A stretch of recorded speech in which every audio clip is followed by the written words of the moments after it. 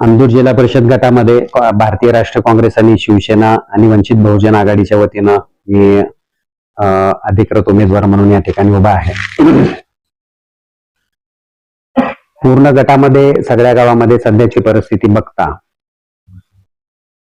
सर्वसामान्य जनतेमध्ये एक प्रस्थापितांच्या विरोधातली लाट आहे, धनशक्तीच्या विरोधात असणारा आक्रोश आहे आणि ज्या मूलभूत गोष्टीवरती सरकारकडून योग्य त्या उपाययोजना व्हायला पाहिजेत, परंतु त्याच्यावरती होणारी पायमल्ली किंवा तिकडे होणारं जाणीवपूर्वक दुर्लक्ष आहे, त्याच्या विरोधातली एक संतापाची सुप्त लाट पूर्ण जनतेमध्ये दिसून येते. नागरिकांचं मत हे आहे की सर्वसामान्य जनतेच्या अडचणीला जो आवाज उठवणार आहे तो आपला प्रतिनिधी असावा. सर्व जाती धर्मातील लोकांना एकत्र घेऊन चालण्याची ज्याच्याकडे वृत्ती आहे तो आपला प्रतिनिधी असावा. विविध सामाजिक उपक्रमाच्या माध्यमातून गावातला सलोखा जोपासण्याचं काम जो व्यक्ती करू शकेल तो आपला प्रतिनिधी असावा. युवकांना वेगवेगळ्या गोष्टीच्या प्रेरणा देऊन, प्रोत्साहन देऊन क्रीडा क्षेत्रामध्ये आवड निर्माण करू शकेल तो आपला प्रतिनिधी असावा. महिलांच्या सर्वांगीण विकासासाठी आणि महिलांच्या आर्थिक उन्नतीसाठी ज्याच्याकडे उपाययोजना आहेत तो आपला प्रतिनिधी असावा. शेतकऱ्यांना संघटित करून गटशेतीच्या माध्यमातून वेगवेगळ्या पिकांचं उत्पादन घेऊन त्या माध्यमातून शेतकऱ्यांचं सरासरी उत्पन्न कशा पद्धतीनं वाढू शकेल याच्या बाबतीतल्या संकल्पना ज्याच्याकडे आहेत तो आपला प्रतिनिधी असावा.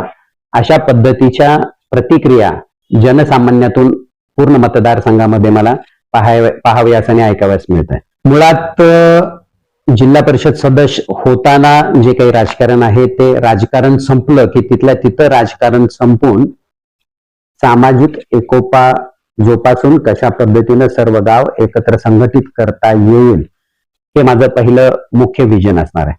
कारण ग्रामीण भागामध्ये आपण बघतोय की राजकारणाच्या नावावरती वेगवेगळ्या गोष्टी केल्या जातात. राजकारणाच्या नावावरती लोकांमध्ये मतभेद निर्माण केले जातात. राजकारणाच्या नावावरती लोकांमध्ये जातीभेद निर्माण केले जातात आणि या सगळ्या गोष्टी या ग्रामीण भागातील जनतेच्या प्रगतीसाठी हानिकारक आहे. त्यामुळे अशी कुठलीच गोष्ट या निवडणुकीच्या नंतर जनतेमध्ये राहणार नाही आणि त्याशिवाय ग्रामीण भागाचा विकास होणं शक्यच नाही. कारण महात्मा गांधीजींनी सांगितलं होतं की खेड्याकडे चला आणि आज दुर्दैवानं आपण असं बघतोय की खेडे ओस पडतायत आणि ग्रामीण भागातले सगळे तरुण रोजीरोटीसाठी शहरामध्ये जाताना आपण बघतोय.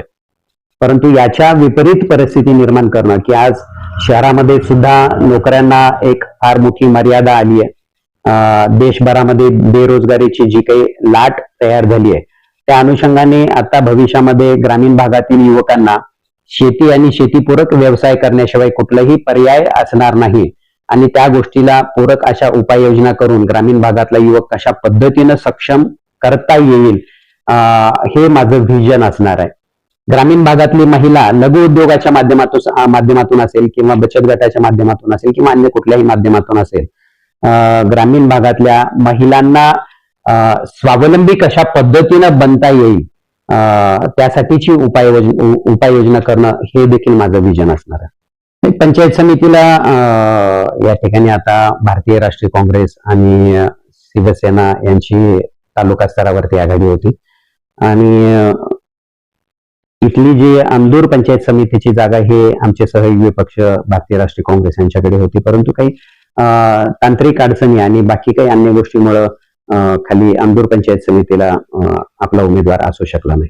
नागरिकांना एकच आवाहन करायचं आहे मला की आता ही जी निवडणूक आहे ती नेमकी कुठली निवडणूक आहे आणि त्याच्यासाठीचा उमेदवार निवडण्याचे निकष काय असावेत हे डोळ्यासमोर ठेवूनच नागरिकांनी मतदान करावं. मला असं वाटतं की जिल्हा परिषद हे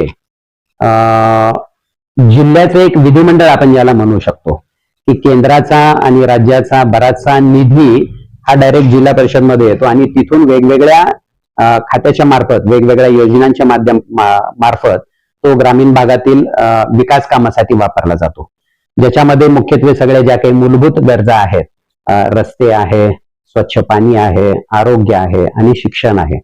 याशिवाय सुद्धा कित्येक अशा गोष्टी आहेत की ज्या ग्रामीण भागातल्या विकासासाठी उपयुक्त अशा ठरणार आहेत. तर या गोष्टीचा निकष ठेवून की आपल्या गावातील आपल्या भागातील ज्या काही गोष्टी आहेत त्याचा पाठपुरावा करून त्या सगळ्या योजना आपल्यापर्यंत खेचून आणण्याची क्षमता ज्या प्रतिनिधीमध्ये आहे त्या प्रतिनिधीला नागरिकांनी मतदान करावं. जो आपल्यासोबत सहज उपलब्ध होईल आणि लगेच आपण त्या प्रतिनिधीला कुठल्याही गोष्टीसाठी बोलू शकतो, तर त्या प्रतिनिधीची नागरिकांनी मतदारांनी निवड करावी. जो आपल्यासाठी 24 तास उपलब्ध होऊ शकतो त्या प्रतिनिधीची मतदारांनी निवड करावी. जो आपल्यामध्ये कशाही पद्धतीचा भेद तयार करणार नाही मतदान मिळवण्यासाठी त्या प्रतिनिधीची मतदारांनी निवड करावी.